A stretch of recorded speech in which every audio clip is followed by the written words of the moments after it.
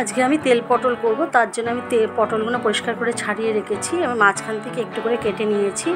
এরপরে 2 চামচ সর্ষে আর 3 চামচ আমি নেব তিল, সাদা তিল নিয়ে এটাকে আমি শুকনো মিক্সিতে একটু গুঁড়িয়ে নেব।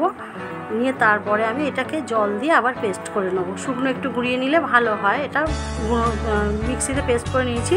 গুঁড়োটাও ভালো হয়, পেস্টটাও ভালো হয়। পটলগুলো নুন হলুদ মাখিয়ে আমি একটু লাল করে ভেজে নেব, ভেজে তুলে রাখবো। এগুলো যারা তেল পটল করেন তারা তো জানেন, আর মা ঠাকুমারা তো জানেনই এগুলো।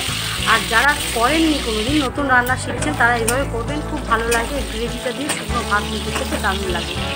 এবার পটলগুলো ভাজা হয়ে গেছে, সব পটলগুলো এবার আমি তুলে নেবো।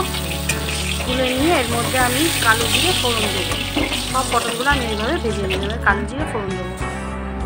1 চামচ কালো জিরে ফোড়ন দিয়ে দিলাম। এরপরে আমি যে মশলাটা করে রেখেছিলাম ওখান থেকে 3 চামচ মশলা আমি দিয়ে দেবো। 3 চামচ মশলা আমি দিয়ে দিলাম। এরপরে 2 চামচ টক দই ফেটিয়ে রেখেছি, 2 চামচ টক দই দেবো।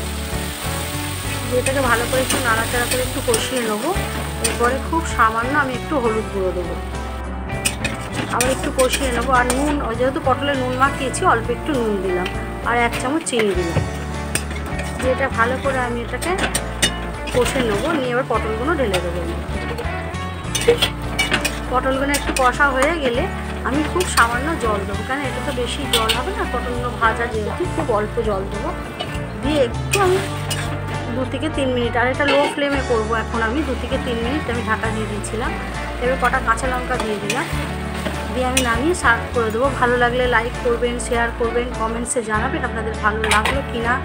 সাবস্ক্রাইব করবেন। আমার হয়ে গেছে তেল পটলের রেসিপি।